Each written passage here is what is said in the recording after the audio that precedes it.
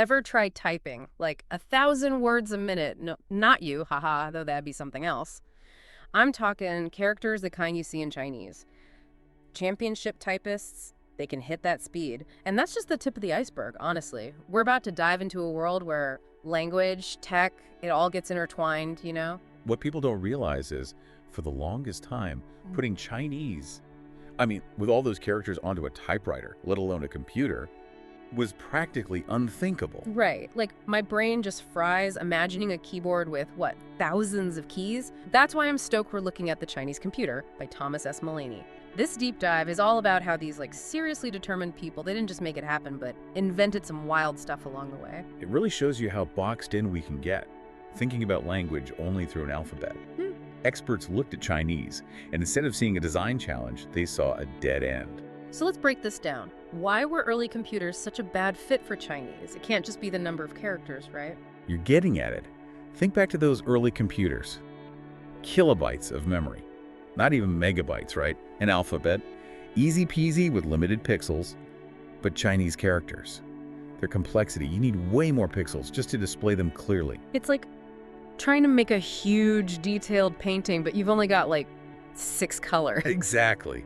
So many experts, they just hit a wall. It wasn't even about the keyboard anymore. It was, could a computer even handle something this complex? So where'd they even start? Did they actually make a keyboard with thousands of keys? Okay, get this. The first attempt was about as far from a keyboard as you can get. It was the IBM Electric Chinese typewriter.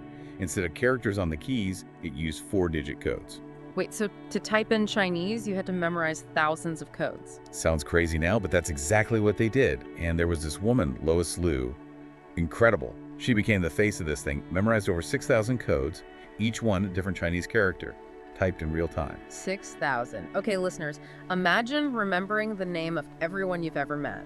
And then some. How'd she even start learning that? Well, IBM's system wasn't totally new. Remember those memory limits?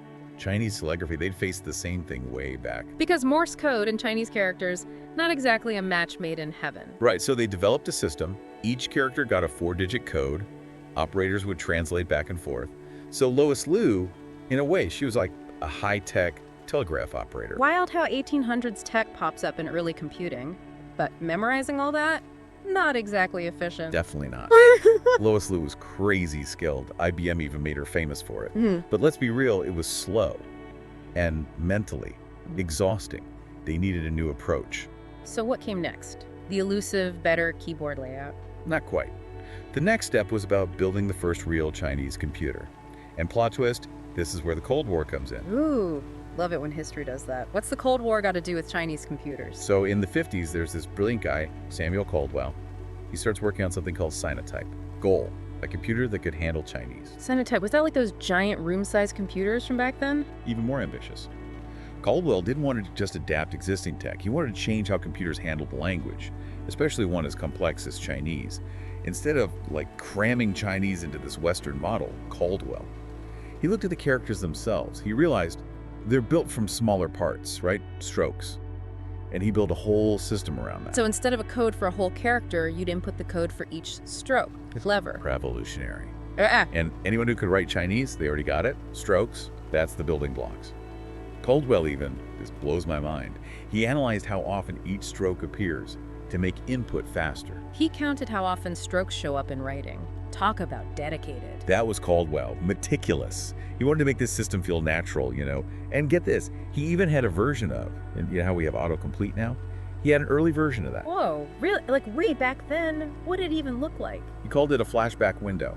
Basically a little display showing you possible characters as you type the strokes. You didn't need to memorize long codes, the machine helps you out. So, Sinotype, with all this, did it take off in China? Sadly, no.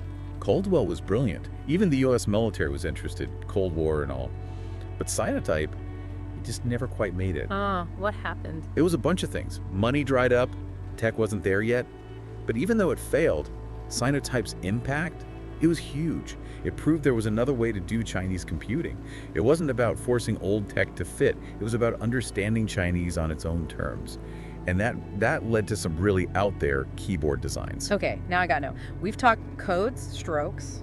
Did anyone actually make a keyboard that worked for Chinese? Oh, they did. And some of these designs, wild. Forget QWERTY, we're talking circular keyboards, hundreds of keys, even pressure-sensitive pads instead of keys. Like something out of Star Trek, any of these actually catch on? Some found their niche, especially in Taiwan. Lots of experimenting in the 70s.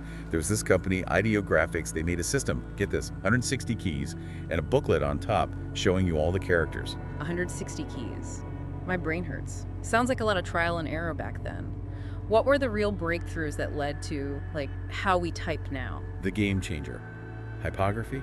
Sounds fancy, but basically what you type isn't exactly what you get on screen. It's like a secret language between you and the computer. A middleman between my fingers and the characters popping up. You got it. And this middleman, this is where it gets good.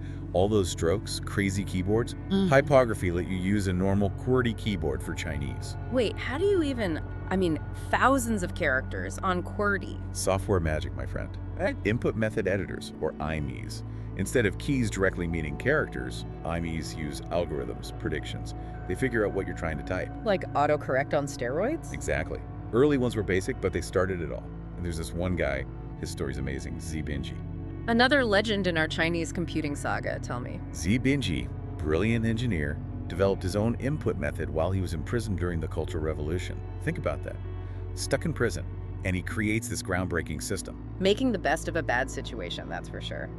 What was so special about his method? His method, called OSCO, on-site coding, used the Latin alphabet, but in a clever way. He'd break down a character's shape, each part got letter combinations. It was all about the structure of the language. A real knack for patterns, it seems like. Did it actually get used? Big time. He worked with Olympiawerk, a German company. They made typewriters using his system. Huge step forward. But get this, his work, it influenced something we use every day now. Pinyin input. Pinyin, that's the Romanized spelling for Chinese, right? I thought these early systems were all about strokes. How'd pinyin get involved? It's a story of, adaptation. See, Zibinji, he realized something. His structure-based system, good for single characters, not so much for longer phrases. So he starts messing around with pinyin, using it as shortcuts for common phrases. That was the start of the pinyin revolution. So pinyin just, dominated from there? Not at first, actually. Early on, pinyin was slower than stroke-based stuff. Sounds weird, but for one character at a time, strokes were faster to type than the pinyin. But two big things changed that, and pinyin took over. Okay, hit me with those two things. Number one, pinyin became standardized in schools. More kids learning it young, it became the natural way to use computers, like learning to speak the computer's language. So it was a common ground between how people learned and how computers worked. Exactly. But number two, even bigger, was predictive text. Connected thoughts, they call it. Ah, here come the AI systems we know and sometimes love. Bingo. Chinese IME developers, they started using algorithms to predict your next word, even the next character, based on what you were writing. Pinyin, slow for one character, became insanely fast for longer stuff. So they were ahead of the curve. Chinese IMEs using AI to make writing faster before it was cool. Absolutely. And it didn't stop. Computers got more powerful, IMEs got smarter, auto-completion, abbreviations, understanding the context. They were pushing the limits of what these systems could do. It's kind of mind-blowing, going from 4-digit codes and weird keyboards to all this just because of Chinese computing. It is remarkable. And you know what's even cooler? This whole thing, it gives us a glimpse of the future of writing for everyone, not just Chinese. Wait, what? My autocorrect is connected to Chinese computing history. Think about it. Typography, predictive text, AI, understanding language, all that made Chinese computing work, right? And now, that's becoming how we all write. So we're all getting a little more Chinese in how we write without even realizing it. Exactly. The future of writing, it's all these systems. AI knowing what you're going to say before you say it. And Chinese computing, they were the pioneers in this new world. That's deep. Makes you wonder if even typing speed is changing. What does the future of writing even look like? Are we all going to be beaming our thoughts to computers soon and AI just writes it all perfectly for us? That's the million-dollar question these days, isn't it? Yeah. I don't have a crystal ball, but one thing's for sure. How we write, how we read, even how we think. Tech is going to be a big part of that. It's exciting, but a little, unnerving too. Right. How do you see this playing out day-to-day life? Well, for one, the tools we use to write. Way more powerful and way more personalized. Imagine an IME.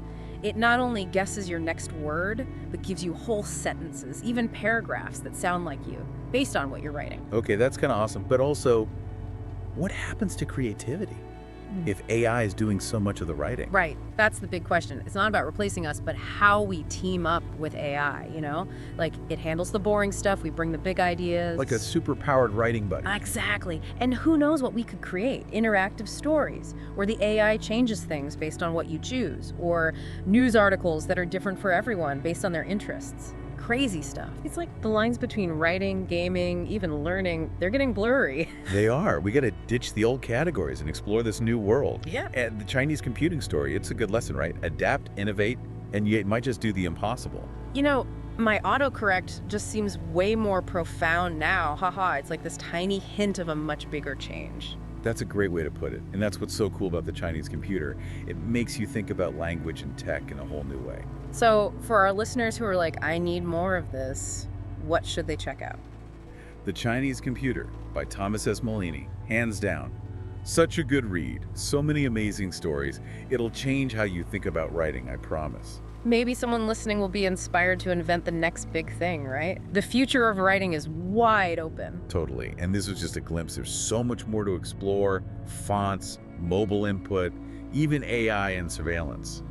But that's for another deep dive. You're right about that. Keep those brains curious, everyone, and we'll catch you on the next one. Thanks for listening.